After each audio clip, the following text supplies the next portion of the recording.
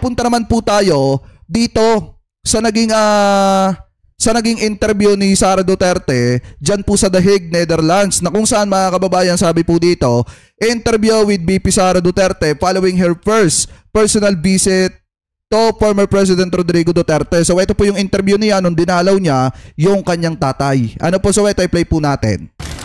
So I visited former President Duterte. He is in the hospital wing of the detention center, and he is in good spirits. He is well taken care of. Nag-comment lang siya na he really misses Filipino food. Yun lang. Okay, kita nyo, napakaganda ng treatment. Sinabi ni Vice President Sara Duterte, yung kanyang health condition, tinututukan naman mga kababayan. So ano yung sinasabi ni Mijaldea? Ayan o, mismong si Sara Duterte na nagsabi, okay naman. Nakakahiling pa nga daw si dating Pangulong Duterte na baka naman daw pwede Filipino food. Diba? Tapos sasabihin ni Mijaldea, hindi daw natututukan yung health condition. But, ay, shoutout kay Clyde Adam Aquino ha. Thank you sa panonood ha. Thank you din sa sa ating channel ha. Very recently sa meal nila, meron ng rice. So that was a good development. And then we discussed about his legal team, and we discussed about the family, and we discussed about the country. Diba? Okay, questions now? Gaano pa katagal yung visit niyo kay President Duterte? The visit lasted for an hour, so it was from 4 p.m. to 5 p.m. VP, what was his reaction or ano po yung kinuwento niya tungkol dun sa nangyaring initial appearance kanina? Well, hindi namin na-discuss. Hindi namin na-discuss yung initial appearance niya kanina. Sorry, sorry.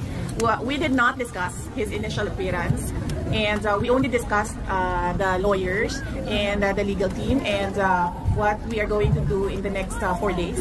Yes. VP, were you surprised that the former president appeared via live stream? Were you expecting him to see him there as a venue?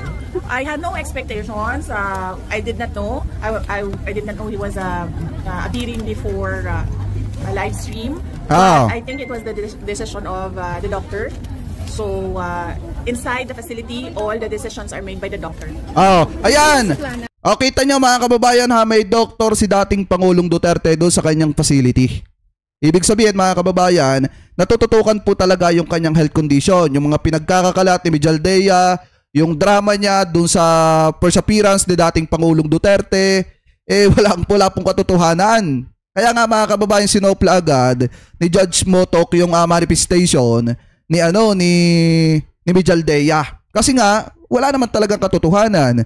Tapos ang pinakaano pa dito, sinasabi ng mga taga-suporta ni dating Pangulong Duterte, kasi nga diba nung nagsasalita si dating Pangulong Duterte, parang nahihirapan siya. And then parang masama yung pakiramdam niya. Bakit daw hindi man lang daw pinasamahan kasi nakakatulog na daw sa upuan etong si dating Pangulong Duterte. Pero kung titingnan nyo, mayroong kasing doktor na kasama siya doon. May kasama po siyang doktor doon, hindi lang ipinapakita doon sa camera.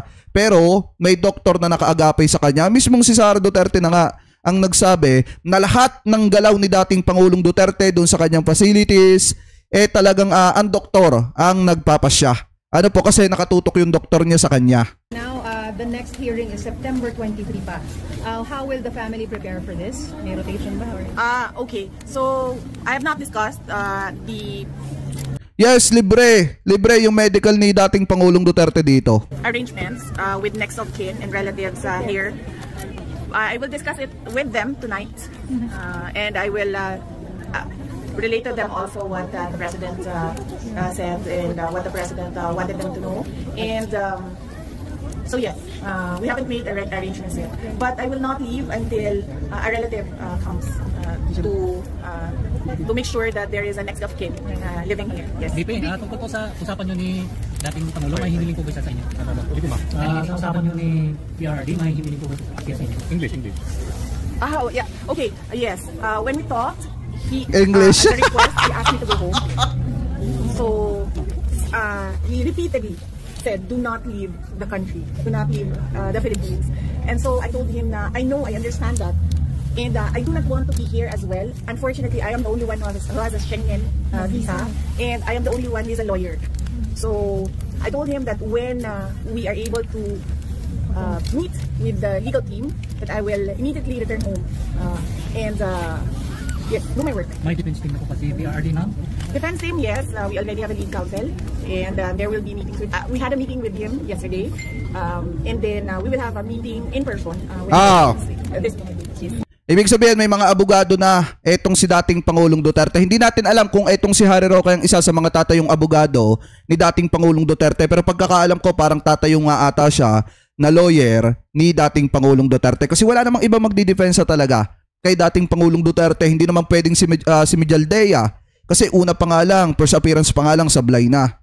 So ngayon, ang kailangan talaga na magdidepensa dyan, yung magaling din sa arguments and then paghihimay ng mga ebidensya para po i-counterpart yung ebidensya nung kabila, nung kalaban nila sa kaso. Ano po ngayon, kung titingnan nyo, pag si Mijaldea talaga pinaupo nila dyan, bukod sa hindi naman talaga alam yung proseso ng ICC, wala, matatalo lang si dating Pangulong Duterte. Kaya kailangan yung abogado na magtatanggol sa kanya magaling. And how many? Is it Nicholas Kaufman po? Okay. Yes, the president already appointed. Yes, the president already appointed Nicholas Kaufman as his lawyer. Ma'am, what he said to you, telling you not to leave the Philippines. Yes. What was the specific concern about it? And if you can also address yung, kasi according to Malacanang, they gave you a travel authority until April 30 in several countries. Yes. Ano po kaya yun, ma'am? Ano yung reason for the travel? My travel? Yeah. The moment that I felt that it was an extraordinary rendition, the moment that it was I felt that it was a kidnapping because they were holding him in 250, which is the airbase of the presidential airlift wing. I felt that he will not be able to leave that place, but he will be taken to wherever. At the time, Pinanindigan na nila mga kababayan. Pinanindigan na ni Vice President Sara Duterte yung pananaw ni Mijaldea na kinidnap talaga etong si dating Pangulong Duterte at sa pilitang dinala dyan po sa The Hague, Netherlands. Yan po yung pinapalabas nila. Nakaw mga kababayan, wala pong katotohanan yan. Kaya nga sinoplak etong si Mijaldea ng mga judge dyan po sa ICC. Kasi nga pinapalabas nila na kinidnap si dating Pangulong Duterte at dinala dito sa ICC. So parang pinalabas nyo na rin na kidnapper etong mga taga-ICC. we didn't know. At the time, we didn't know, so we were preparing for a list of countries where he may be taken. So, and at the time, I did not know how I will be able to enter that country. So we had to apply for travel authority for countries because I did not know how I will be able to travel.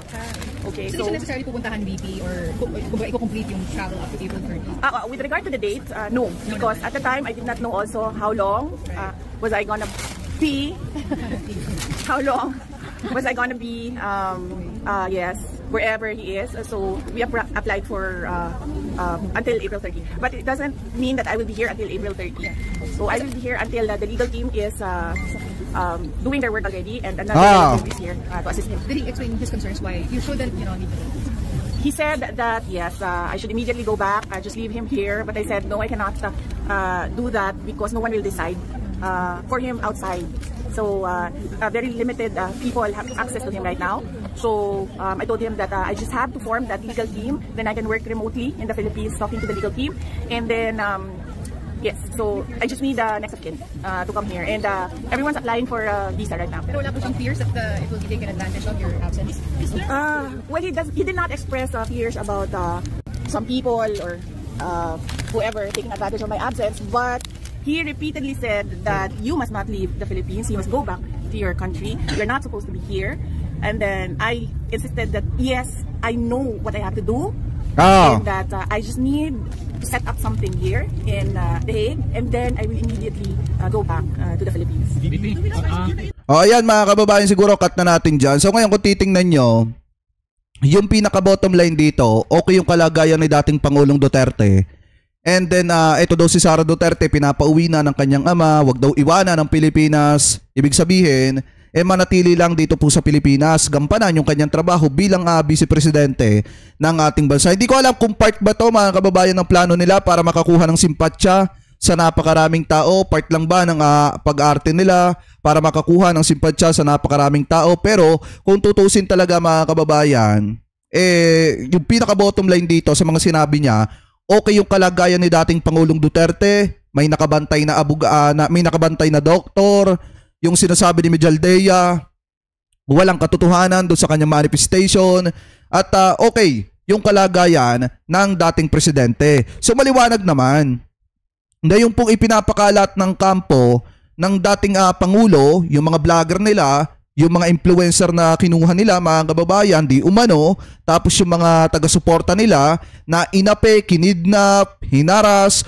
wala pong katotohanan yan. Ano po, kasi mismong napakaganda nga ng kalagayan ngayon ni dating Pangulong Duterte dahil natututukan yung kanyang health condition, na alagaan siya ng mga magagaling na doktor dyan po sa The Hague, Netherlands, and then pinagbibigyan yung kanyang request na kung hindi siya makaka-attend personal sa kanyang hearing, pwede naman via Zoom, via video, mga kababayan, pwede siyang umattend.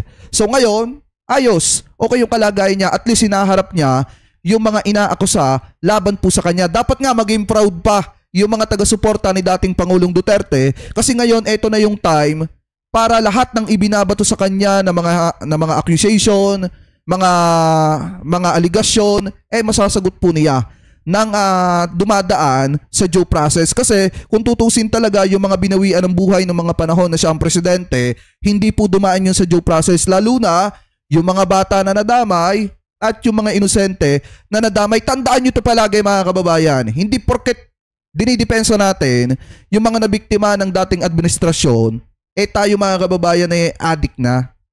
Hindi po ganon. Ang idinidepensa natin dito, yung mga inosenteng nadamay, yung mga biktima na dapat hindi naman po nadamay sa ganong klase ng proseso. Alam nyo ba, mga kababayan, minsan nga iniisip ko, siguro ang dapat sisihin dito, walang iba kung bakit nangyayari ito kay dating Pangulong Duterte, walang iba kung hindi yung mga PNP chief noong panahon na yon, na inappoint ni dating Pangulong Duterte, katulad po nitong si Bato de la Rosa. Kasi nga naman, ang utos lang talaga, mga kababayan, sa totoo lang, kaya lang naman kasi sinasabi ni Duterte na kill, kasi nangyari na. Pero kung tutuusin, ang unang pulisiya kasi ng presidente nung una, hulihin yung mga and then, ikulong. Double barrel nga, katukin sa pinto, ipasurrender, kasi nga, tukhang, mga kababayan. Pero ang nangyari kasi sa pulisiya ni Bato de la Rosa, yun, sunod-sunod na yung mga binabawian ng buhay hanggang sa sinakyan na rin ng presidente at sinasabi niya na kill them all. Kaya nga kung tutusin, mga kababayan, dapat kasama talaga dyan yung mga PNP chief na inappoint ni dating Pangulong Duterte, katulad din na Bato de la Rosa, ni na Albayalde, dapat pagbayaran po nila. Hindi pwedeng isang tao lang yung magbabayad, ang presidente lang, dapat kasama si Bato at saka itong si Albayalde. Ano po, mga kababayan? So anyway, kayo po, ano po ang komento ninyo, mga kababayan? Hingil po dito sa mga topic na ito na tinalakay po natin. Ano po ang masasabi nyo, mga kababayan? Hingil po dito sa sinasabi ni Sara Duterte na okay naman pala yung kalagayan ng kanyang tatay, may nakatutok naman pala na doktor. Tapos kung tutuusin, pwede nga din, mga kababayan, itong salita ni Sara, pang soplak at pang sampal din dito kay Mijaldea. Bakit? Dahil doon sa manifestation ni Mijaldea, pinapalabas niya na hindi natututukan yung health condition ni dating Pangulong Duterte na naging dahilan para soplahin siya ni Judge Motok.